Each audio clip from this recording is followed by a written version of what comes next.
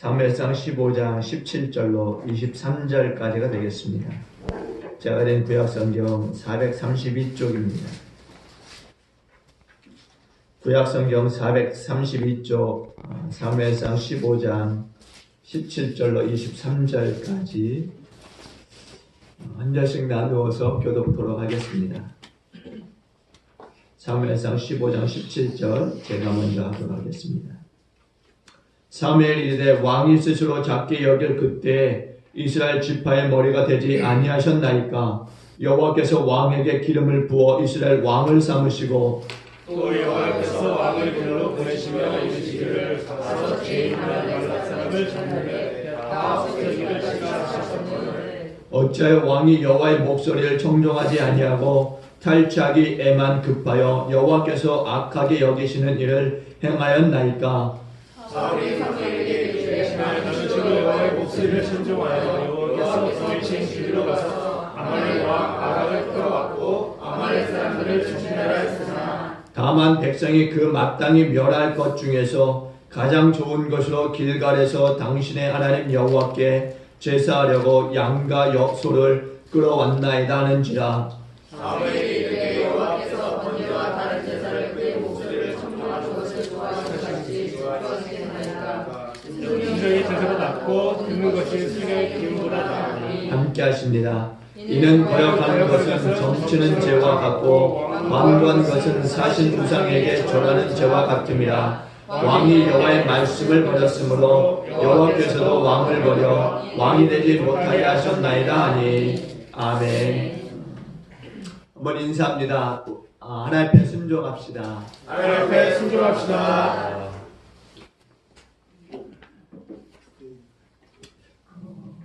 우리가 하는 인사이지만 이 인사 속에 여러분의 믿음이 담겨질 수 있길 바랍니다.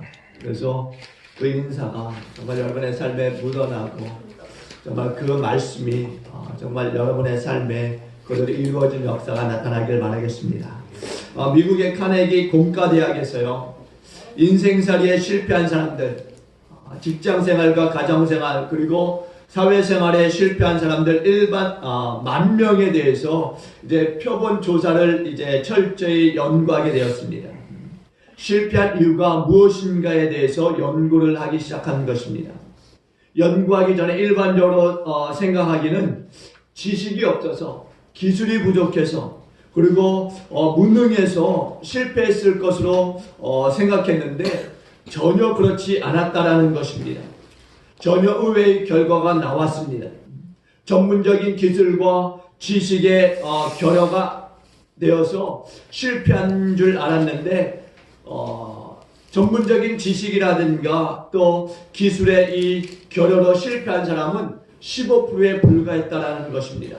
그리고 85%는 인간관계에서 실패했다는 통계가 나왔다는 것입니다. 연구한 사람들도 이런 통계가 나올 거라고는 상상하지 못했던 것이죠. 그래서 너무나 놀랐습니다. 지식이 부족해서, 기술이 부족해서, 또는 능력이 부족해서 실패할 줄 알았는데 사실은 85%가 인간관계 때문에 실패했다라는 것입니다. 인간관계가 무슨 관계인가 하고 추적해서 심층 연구해 본 결과 실패한 사람들은 하나같이 부정적인 의식과 부정적인 생활의 자세를 가지고 있었다라는 것입니다. 반면에 성공한 사람들은 긍정적인 생각을 가지고 있었습니다. 부정적인 생각을 가진 사람은 성공하기 어렵다라고 하는 결과가 나온 것입니다. 아무리 지식이 있고 또 아무리 기술이 좋아도 성공하기 어렵다는 것입니다. 그런데 긍정적인 생각을 가진 사람은 대체로 잘 순종한다는 것이었습니다. 그리고 부정적인 생각을 가진 사람은 잘 순종하지 않는 것입니다. 순종을 거부하는 거죠. 오늘 읽으셨던 이 구약 사무엘상 15장의 이 말씀에 보면은 사울 왕이 등장하게 되는데 이 사울 왕은 유달리 키가 큰 사람이었습니다. 그리고 아버지의 말씀에 대해서 잘 순종하는 사람이었습니다.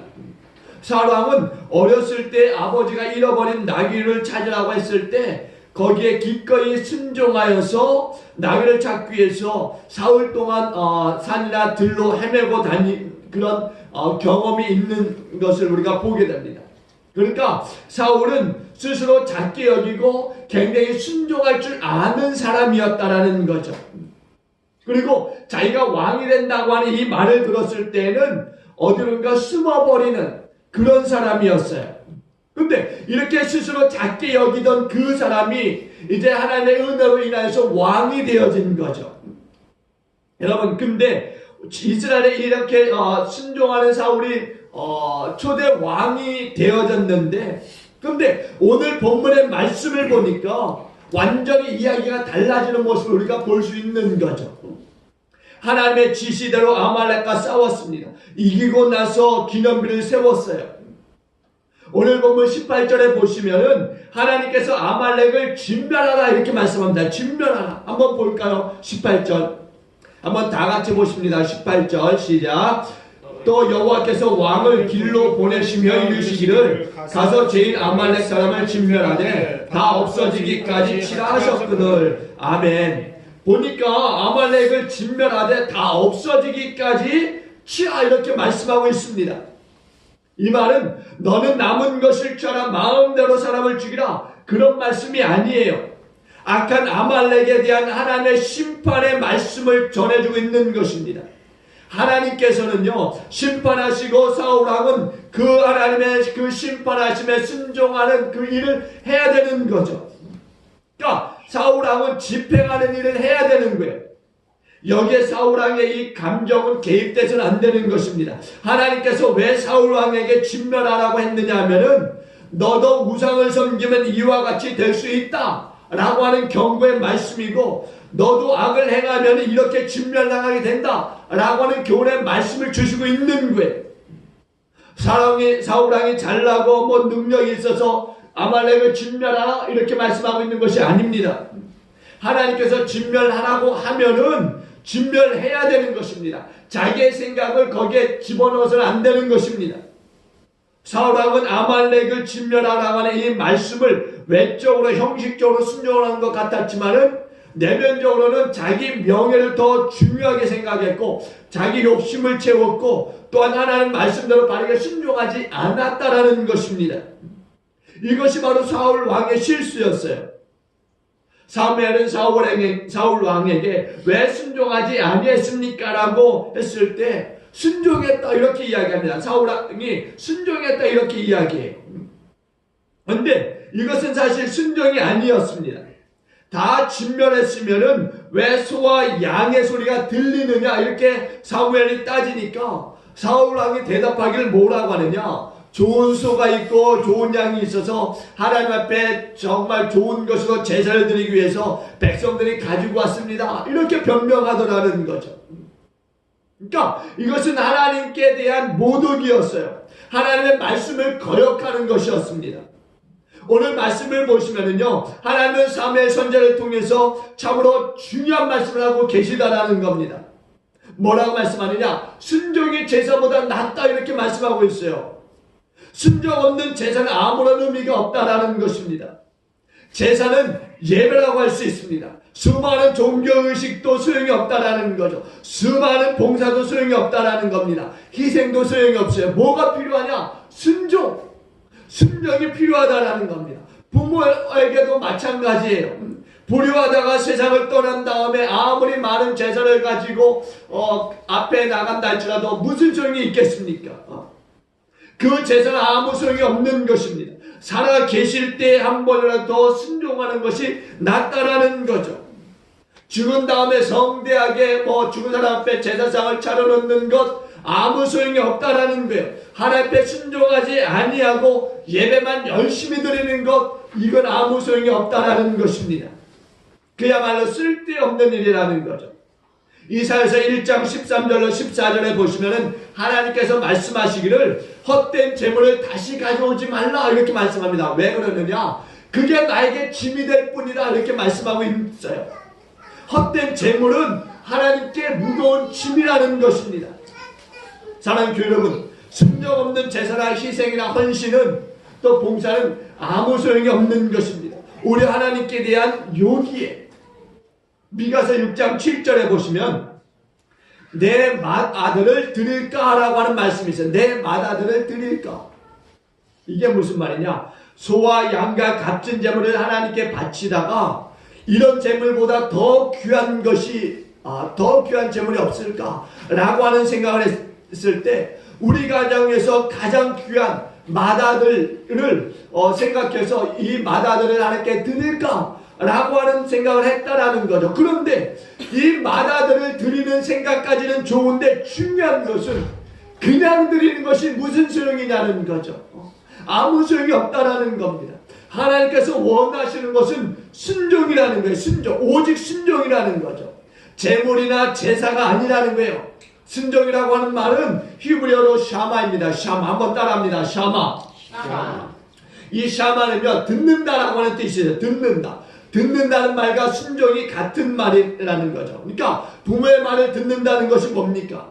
부모에게 순종한다고 하는 뜻이에요. 결국에는 잘 들어야 된다는 거죠. 듣는 것이 중요하다라는 겁니다. 아리스토텔레스가 말하기를요, 악한 사람은 두려워 순종하고 선한 사람은 사랑으로 순종한다 이렇게 이야기했어요. 악한 사람은 매를 들어 때릴 때 순종한다라는 것입니다. 그러나 여러분 생각해 보세요. 매를 들어 때렸을 때 순종하는 것이 참된 순종입니까? 아니에요. 그러나 선한 사람은 하나님의 뜻을 알기 때문에 사랑으로서 또 존경으로서 또 즐거움으로써 순종하게 된다는 겁니다. 성자 프란시스가 수도원에서 농사일을 하는데 두 사람의 이 젊은이가 수도원을 찾아와서 수도사가 되겠습니다 이렇게 이야기했어요. 그때 프란시스는 아주 엄격한 심사를 통해서 이제 수도생을 뽑게 되는데 이제 수도원 농장에 배추 모종을 심고 있었어요. 그래서 성 프란시스가 이 두 젊은이에게 배추 모종을 주면서 배추 모종을 거꾸로 심으라 이렇게 이야기한 거죠. 뿌리를 하늘로 향하게 하고 그 잎은 땅에 심으라 이렇게 이야기했습니다. 그리고 프란시스는 안으로 들어갔어요. 그런데 한 젊은이는 조금 심다가 말고 배추를 어떻게 했느냐, 배추 뿌리를 하늘로 향하게 심다가 어떻게 이렇게 심을 수 있느냐라고 생각하고는 바로 심기 시작했어요. 그런데 한 젊은이는 프란시스가 말한 대로 뿌리가 하늘을 향하도록 그렇게 계속적으로 심어 나간 것입니다. 그리고 프란시스가 이제 저녁이 다 되어서 밖으로 나와서 보았어요. 그런데 거꾸로 심은 이 수도생은 어떻게 됐느냐, 합격이 되고 올바로 심은 이 수도생은 탈락이 되어진 것입니다. 왜 이런 일이 생겼을까? 바로 프란시스는 이 두 사람의 이 젊은 수도생에게 합리적이냐 불합리적이냐 이것을 본 것이 아니라는 것입니다. 그 결과가 어찌 되었느냐 이게 중요했던 것입니다. 그러니까 프란시스의 말에 순종하는 사람을 뽑고자 했던 것입니다. 그래서 프란시스는 그의 말대로 그 뿌리를 하늘로 향하게 심은 그 젊은이를 뽑아서 수도생으로 삼았다라고 하는 이야기가 있습니다. 여러분, 순종이라고 하는 것은 이와 같이 훈련이 있는 거예요. 훈련. 예수님께서 말씀하시기를 작은 일에 충성했기 때문에 큰 일을 맡기신다 이렇게 성경이 증거하고 있습니다. 그러니까 작은 일에서부터 우리는 순종하기를 훈련받아야 된다라고 하는 말씀이에요. 작은 일에 자꾸 순종하다 보면은 큰 일에 이르렀을 때도 순종하게 된다라고 하는 말씀입니다. 작은 일에 순종하지 못하는 사람은 큰 일에도 순종할 수 없는 것입니다. 그리고 어렸을 때 순종을 배워야 된다는 것입니다. 순종이 체질이 되어져야 된다는 것입니다.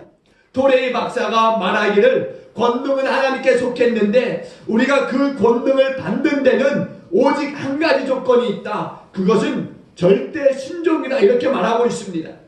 우리가 하나님의 말씀을 절대 순종해야 될 줄로 믿습니다. 순종의 아름다움을 배우지 못한 사람은 불행한 인생을 살 수밖에 없는 것입니다.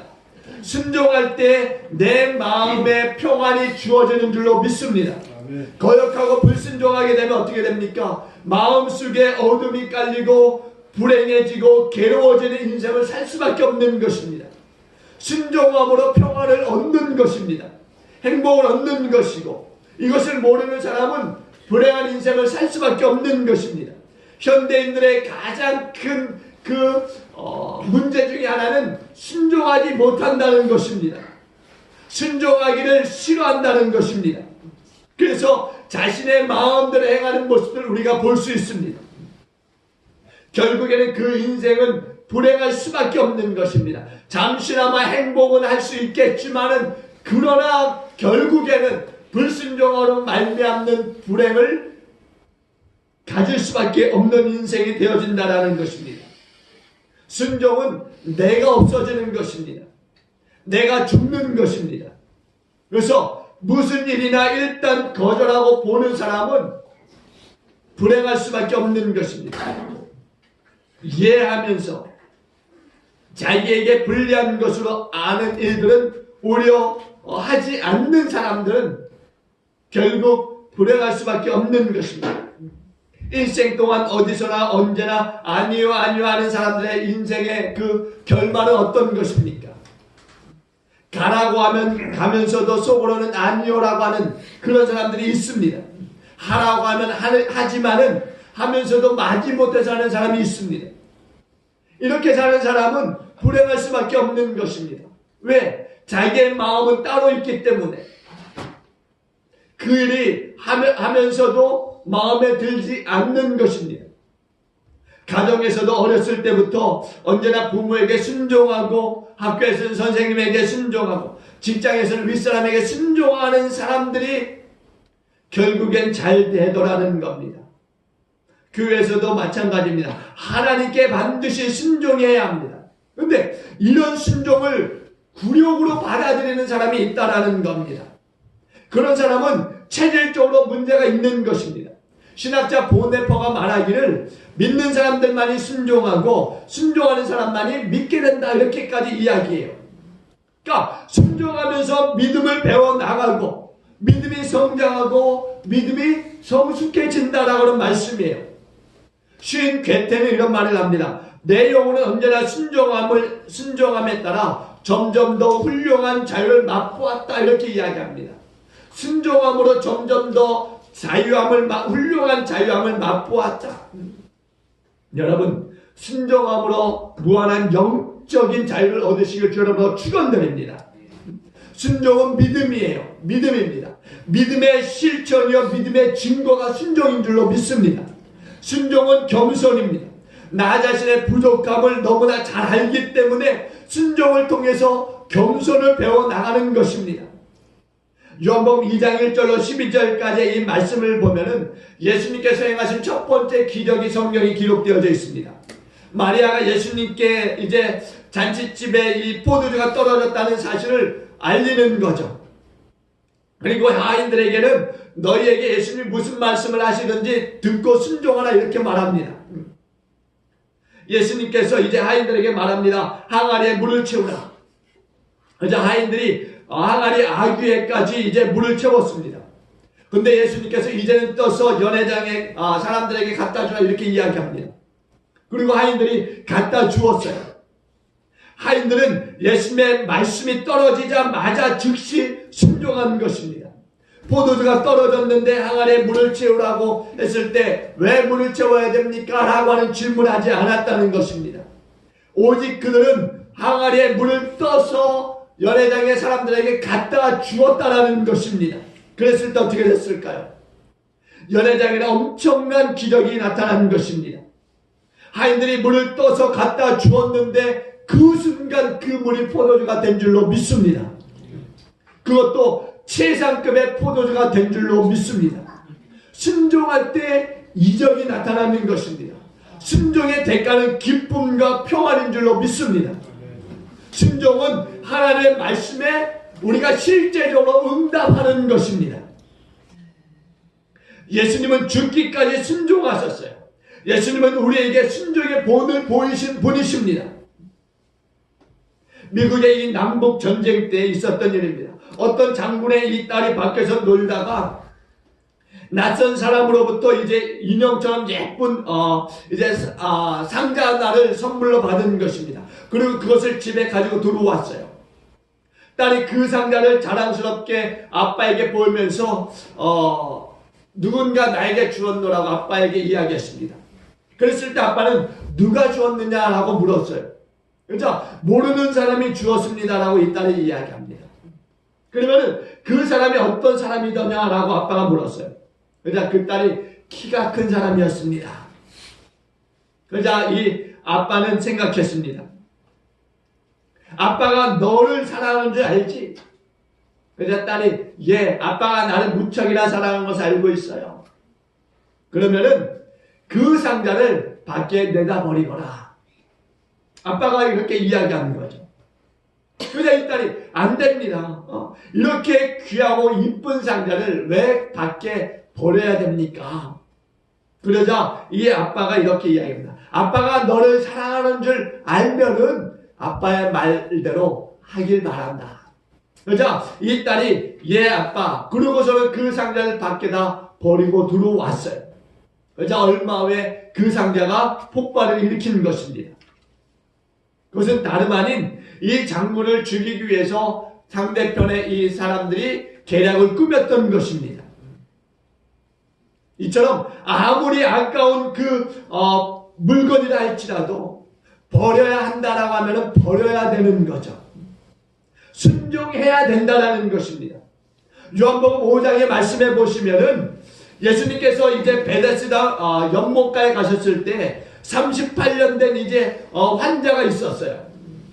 예수님께서 그 환자를 보시면서 말씀하십니다. 내가 낫기를 원하느냐? 그래서 이 환자가 뭐라고 했을까요? 예, 예수님 낫기를 원합니다. 그 다음에 예수님께서 뭐라고 했느냐? 일어나 내 자리를 들고 가라 이렇게 말씀합니다. 일어나 내 자리를 들고 가라. 여러분 한번 생각해 보세요. 38년 된 병자였어요. 베데스다 연못가에 늘상 뭔가의 이 기적을 바라고 앉아 있었던 그 환자였습니다. 그런 환자에게 이제 예수님이 내가 낫고자 하느냐 질문하셨고 그 다음에 이제 또 내 자리를 들고 걸어가라 이렇게 말씀하신 거예요. 여러분 생각해 보셨습니까? 예수님이 지금까지 일으켰던 이 기적들 가운데 뭔가 다른 것이 있지 않습니까? 예수님은 예수님 앞에 오는 모든 환자들에게 뭔가의 말씀을 주셨어요. 내가 낫고자 하면은 내 믿음대로 될지어다 라고 하든가 내가 치료받았다라든가 뭔가의 말씀을 전해 주셨어요. 그런데 오늘 또 보니까 일어나 내 자리를 들고 가라 이렇게만 말씀하고 있다라는 거죠. 일어나 내 자리를 들고 걸어가라. 그때 이 38년 된 환자가 예수님 말씀대로 자신의 이 자리를 들고 걸어간 줄로 믿습니다. 순종하며 그 자리를 들고 걸어갔을 때 나타난 기적을 우리가 볼 수 있는 것입니다. 이 환자에게 일어나라고 했을 때 만일 그 환자가 예수님 제가 38년 된 병자입니다. 저에게 어떻게 일어나라고 그렇게 말씀하실 수 있습니까? 저의 이 상황을 보지 못하고 계십니까? 이렇게 얘기했다고 한다면 어떻게 되었을까? 계속적으로 누워 있어야 되는 그런 환자가 되어졌을 것입니다. 그럼에도 불구하고 이 환자는 일어나 내 자리를 들고 걸어가라 했을 때 그 자리를 들고 간 줄로 믿습니다. 여러분 여기서 중요한 것은 병이 나아서 일어난 것이 아니라는 것입니다. 병이 나아서 일어나 걸어간 게 아니에요.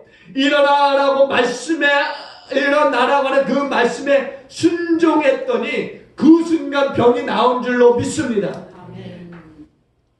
순종함으로 38년 된 병에서 해방을 받은 것입니다. 순종은 즉시 해야 되는 것입니다. 즉시 순종하지 아니하고 뒤로 미루면 순종하지 못하는 결과가 나오는 줄로 믿습니다. 하나님의 말씀을 듣고 그대로 해야 되겠다라고 생각했다면 그 즉시 해야 될 줄로 믿습니다. 생각했다가 뒤로 미루게 되면은 결국에는 기회를 놓치게 된다는 거죠. 순종의 기회를. 복음서에 보시면은 예수님께서 베드로와 안드레와 요한과 야고보를 향해서 이야기하십니다. 나를 따라오너라. 그랬을 때 이들이 배와 그물을 버려두고 예수님을 즉시로 따랐다라고 말씀하고 있어요. 그랬을 때 예수님의 제자가 되어진 줄로 믿습니다. 하나님께서 그들에게 즉시 순종하도록 말씀하셨을 때 그들은 그 하나님의 음성에 즉시로 따른 줄로 믿습니다. 아멘. 여러분, 사도행전 8장에 보시면은 빌립 집사가 이제 그 사마리아로 가서 복음을 전하라고 하는 사마리아에서 복음을 전하고 있을 때 주의 사자가 빌립 집사에게 임하여서 이제 가사라고 하는 그 지역으로 내려가라 이렇게 말씀을 합니다. 그리고 빌립 집사는 즉시 순종해서 가사라고 하는 지역으로 내려갔을 때 거기에서 이제 이스라엘의 예루살렘을 방문하고 가는 이 에티오피아 내시를 만나게 되는 거죠. 그리고 그 내시에게 복음을 전해서 그 내시로 하여금 하나님을 바르게 믿게 하는 그런 역사를 나타나게 됩니다. 그러니까 에티오피아 이 내시를 빌립 집사가 전도하게 된 것입니다. 순종함으로 이런 역사가 나타난 줄로 믿습니다. 또한 우리가 순종할 때 내 자신의 이 생각과 달라도 순종해야 된 줄로 믿습니다. 열왕기하 5장에 보시면 나만 장군이 나병이 들었어요. 이스라엘에서 이제 포로로 잡혀온 이 소녀가 이스라엘에 가면은 나올 수 있다라고 이야기합니다. 그래서 왕에게 말해서 왕의 친선을 가지고 이스라엘로 가게 되는데 10달란트와 6,000개와 또 금 6,000개와 읍을 10보를 가지고서 이제 이스라엘 왕을 찾아갔어요. 이스라엘 왕이 엘리사를 찾아가라고 이야기합니다. 엘리사가 이제 그 나아만 장군에게 요단강에 가서 7번 물을 담그라 이렇게 이야기합니다. 그 말을 듣고 나아만이 얼마나 화가 났는지 자기 나라에도 이보다 더 깨끗한 물이 있었는데 내가 왜 저기에 들어가야 되느냐라고 하고 돌아가려고 했습니다. 그랬을 때 종들이 나아만을 뜯어 말리면서 이렇게 말합니다. 내 아버지여, 선지자가 당신에게 더 큰 일을 행하라 하였을지라도 행해야 할 터인데 물에 들어가 씻으라고 하는데 왜 안 하십니까? 지금 즉시 강물에 들어가 몸을 씻으십시오 이렇게 이야기합니다. 그랬을 때 나아만이 이제 선지자의 말대로 순종해서 몸을 담갔을 때 어린아이와 같이 깨끗이 그 나병이 치료받은 줄로 믿습니다. 아멘. 나아만이 생각하기를 선지자가 친히 나와서 하나님의 이름을 부르고 상처에 손을 넣고 병을 고쳐줄 것을 생각했는데 근데 물에 들어가서 7번 씻으라고 하는 간단한 이야기를 듣고 실망해버린 것입니다. 그러니까 자신은 뭔가 거창한 그 행사가 치루어지고 그러면서 자신이 뭔가 병이 낫는 그런 역사를 생각했는데 그냥 꼴랑 엘리사 선지자가 7번 물에 담그고 가십시오 이렇게 이야기하니까 자기와 생각이 너무 다르니까 과연 그것이 이루어질까? 아니 그런 생각도 하지 않은 거죠. 내가 저기에 들어가야 되나? 그러고 돌아가려고 했던 것입니다. 그랬다면 과연 이 나병의 문제가 해결받을 수 있었을까? 나아만은 자기의 생각과 다르다고 순종하지 아니했다면 결국 그 나병 환자로 죽었을 것입니다. 자기의 생각만 고집해서는 안 된다라는 이야기입니다. 다음에는 불가능하다라고 생각할지라도 순종해야 합니다. 사람의 생각으로는 불가능하지만 하나님은 가능하신 것을 믿으시기 바랍니다. 따라서 순종해야 됩니다. 가능하다라고 믿으시면 순종해야 되는 것입니다. 이사야서 55장 8절 이하에 보시면 하나님이 말씀하세요. 이는 생각이 너희 생각과 다르며 내 길은 너희의 길과 다름이니라. 이는 하늘의 땅보다 높음 같이 내 길은 너희의 길보다 높으며 내 생각은 너희의 생각보다 높음이니라. 미국의 로버트 실러 목사가 말하기를 훌륭한 기독교인은 사람의 생각으로는 불가능한 일이라도 믿음으로 해보겠습니다 라고 응답하는 사람이다 이렇게 이야기합니다. 그래 우리가 지금까지 살아오면서 사람들은 다 불가능한 것이다. 하나님은 없다, 예수는 없다, 성령은 없다 이야기하지만 그럼에도 불구하고 말씀을 믿고 여기까지 온 줄로 믿습니다.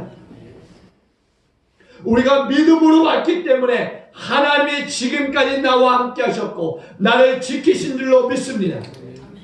누가복음 5장에 보시면은 예수님께서 베드로에게 말씀하세요. 지금까지 경험 다 버리고 내가 말하는 곳으로 가서 그물을 내리라. 그랬을 때 베드로가 순종하며 그물을 내렸을 때 2배 가득한 만선의 기쁨을 가지고 돌아오게 된 줄로 믿습니다. 불가능한 일이었어요. 이미 베드로는 그 호숫가를 다 뒤지고 돌아와서 아무것도 얻지 못한 상태였습니다. 그러나 예수님의 말씀을 듣고 갔을 때 2배 가득한 물고기를 잡게 된 줄로 믿습니다. 다음으로는 늦게라도 깨달았으면 순종해야 됩니다. 늦게라도. 마태복음 21장 28절 이하에 보시면 예수님께서 말씀하세요. 한 사람에게 2 아들이 있는데 큰 아들에게 오늘 포도원에 가서 일하라고 했더니 어떻게 했느냐? 이 큰 아들이 아버지에게 가겠다라고 대답해 놓고서는 가지 않았어요.